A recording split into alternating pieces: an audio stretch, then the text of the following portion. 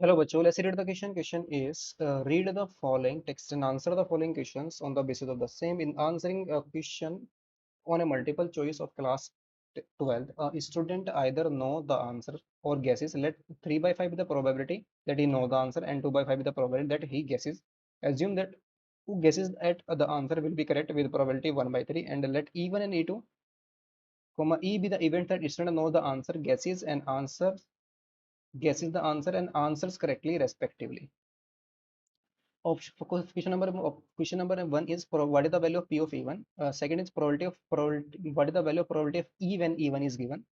Second is summation k equal to 1 to 2 probability of E when Ek is given into probability of Ek, or what is the probability that student know the answer given that answer is correctly. ठीक है, तो इन सभी part को solve करना है. की concept देख लेते हैं. प्रोबेबिलिटी ऑफ इवेंट का यूज करेंगे, हमारे पास कंडीशन प्रोबेबिलिटी का यूज करेंगे. Probability of A when B is given. Conditional probability हमारे पास क्या आ जाएगी? Probability of A when B हमारा गिवन हो, तो ये आती है probability of A intersection B upon probability of B. ठीक है, सो हमें प्रोबेबिलिटी ऑफ इवन निकालनी है. Probability of even, question number 1 के अंदर इवन हमारे पास इवेंट क्या है? Student know the answer. और क्वेश्चन में क्या गिवन है? 3/5 is the probability that he knows the answer. तो डायरेक्टली तो 3/5 ही आ गई, यानी कि प्रोबेबिलिटी ऑफ इवन हमारी तो डायरेक्टली क्वेश्चन के अंदर गिवन है, कितनी है? 3/5 है. सेकंड में क्या निकालना है? Probability of E when E1 is given. Probability of E when E1 is given, ये हमें निकालनी है. ये क्या होगा? Probability of E when E1 is given, यानी कि स्टूडेंट ई क्या है? प्रोबेबिलिटी. ई किसकी प्रोबेबिलिटी है? The answer correctly. Event E हम ई1 हमारे पास इवेंट है, student know the answer. E2 क्या है? Guesses the answer. एंड ई हमारे पास इवेंट है करेक्टली आंसर. अगर वो स्टूडेंट आंसर को जानता है, उसने क्या, इवन क्या है कि आंसर उसको पता है. आंसर उसने क्या किया? इवन हमारे पास क्या है? Student knows the answer. और फिर किसकी प्रोबेबिलिटी निकालनी है? कि उसने करेक्ट किया. तो जब उसका, तो ये तो श्योर इवेंट हो गई. श्योर इवेंट हो गई तो प्रोबेबिलिटी क्या आएगी? इसकी डायरेक्टली 1 ही आ जाएगी. बिकॉज उसको इवन क्या है? उसने दे दिया कि इवन, यानी कि स्टूडेंट को पता है आंसर क्या है, तो वो करेक्ट ही तो करेगा.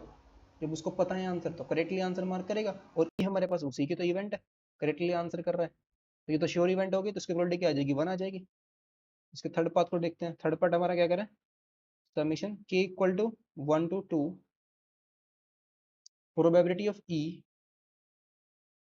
When ek is given into probability of ek. ये फाइंड करनी है, इसको फाइंड कर लेते हैं. ये हमारे पास क्या आ गई? Probability of e when e1 is given into probability of e1 plus probability of e when e2 is given into probability of e2. Probability of e when e1 is given, ये तो 1 है. और प्रोबेबिलिटी ऑफ e1 कितनी given है? Probability of e1 की probability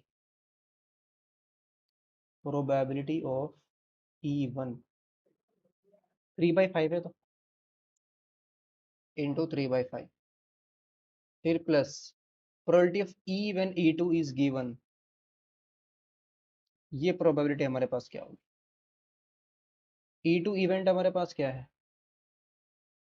E2 event, E2 event देखते हैं. E2 event क्या है? Gas the answer.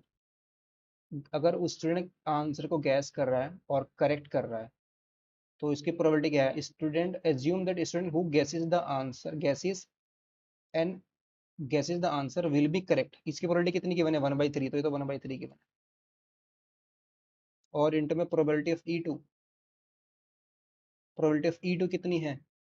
गैस करने की प्रोबेबिलिटी है 2/5 इंटू 2/5.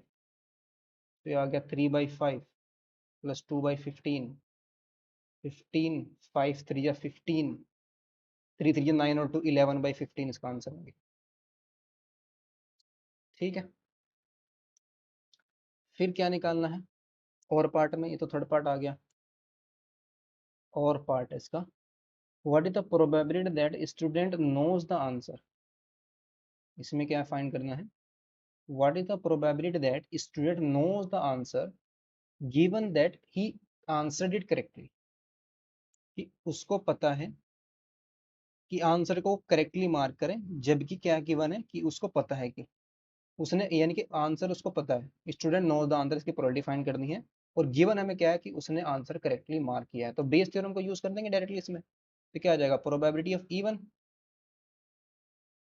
ये हमारे पास आएगा probability of even into probability of even when E is given upon probability of even into probability of even when E is given plus probability of E two into probability of E two when E is given. ठीक है, तो derivative values को put करेंगे, कितनी है, 3/5 into में 1 upon 3/5 into 1 plus 2/5 into 1/3। सो ये आ जाएगा हमारे पास 3/5, और अपॉन में कितना जाएगा, 3/5 अपॉन में 11/15 आ जाएगा, है ना। 3/5 जब 15, 3 3 9, 9 ऊपर चलाएगा, 9/11 इसका आंसर आ जाएगा। Hope it's well, best of luck, thank you.